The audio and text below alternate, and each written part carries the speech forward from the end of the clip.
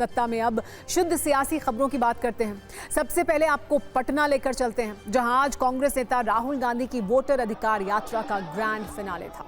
Vote चोरी का आरोप लगाते हुए इस यात्रा में इंडिया गठबंधन के सभी बड़े नेता शामिल हुए।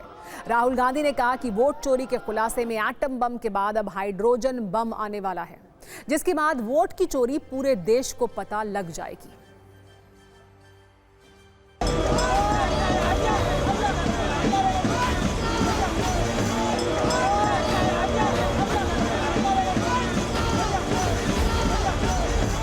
माधवपुरा में हमने एटम बम दिखाया था। बीजेपी के लोगों, तैयार हो जाओ, हाइड्रोजन बम आ रहा है, तैयार हो जाइए। आपकी जो सच्चाई है, वोट चोरी की सच्चाई है, वो पूरे देश को पता लगने जा रही है।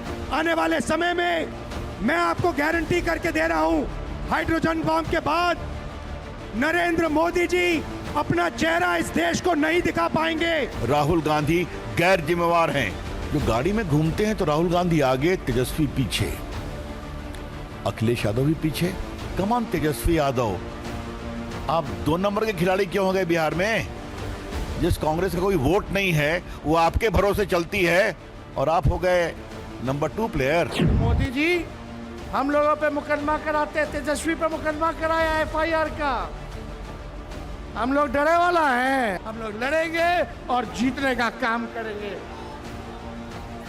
मोदी जी झूठ बोलने के फैक्ट्री हैं, झूठ बोलने के मैन्युफैक्चरर हैं, झूठ बोलने के होलसेलर हैं। बिहार में इस यात्रा के कारण इंडी गठबंधन का थूपड़ा साफ हो जाएगा।